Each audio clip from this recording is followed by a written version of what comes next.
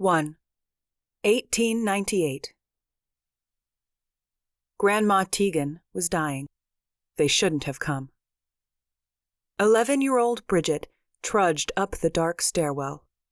Her legs and arms ached. Water sloshed over the rim of her heavy pail. The heat in the tenement house swelled floor by floor, and sweat rolled down her neck and shoulders and dampened the back of her wool dress. She'd taken off her broken shoes and even her bloomers beneath her long skirt, but she was still hot as frying mutton. Through July and now into August, Grandma Tegan had muttered about the heat, but for the last week she'd been too sick for talking or humor. Bridget set the pail down on the next riser and wiped sweat off her face. She'd made it up 3 flights. Only one more to go. She changed hands, gripped the handle again, and climbed. Grandma Tegan waited for her. Opening the door to their small room was hottest of all.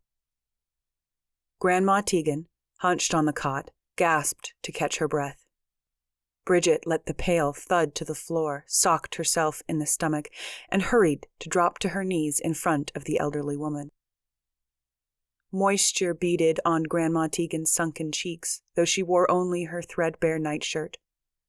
Beside her lay the newsprint Bridget had stolen from a street vendor a week earlier. She picked it up and began to fan the sweaty face. Stealing the paper when she might have been caught was stupid. They couldn't eat it. She'd tried and hadn't been able to swallow. She waved the paper, trying to both cool her grandmother and sweep away the shadows filling the million lines on Grandma Tegan's face. Wisps of white hair fluttered. Was she 100 years old? Even Mum and Pappy had called her Grandma, and in the stories she told, the women who carried their people's history and legends in the books of their hearts often reached 100 years, and more. "I'm taking care of you," Bridget promised. And she would. Somehow. She couldn't let Grandma Tegan die. She couldn't have murder number 2. "You're going to get better." The wrinkles in Grandma Tegan's sagging cheeks didn't lift. Her watery eyes didn't clear, and she didn't nod with assurance. She also didn't place her palms on Bridget's cheeks and say, "We yet find ye, Mum." She coughed and then sucked and gasped for air with a sound like soup in her lungs. Bridget rose from her knees and sat beside her on the mattress, no more than paper sewn between rags. "Nearer, nearer," she prayed. "I won't be scared." Fish lived in Bridget's stomach. 10, she decided. T-E-N. They swam back and forth when Grandma Tegan coughed. And other times. Lately, they never stopped swimming, even at night. Bridget's arms and legs slept, but the fish swam, back and forth.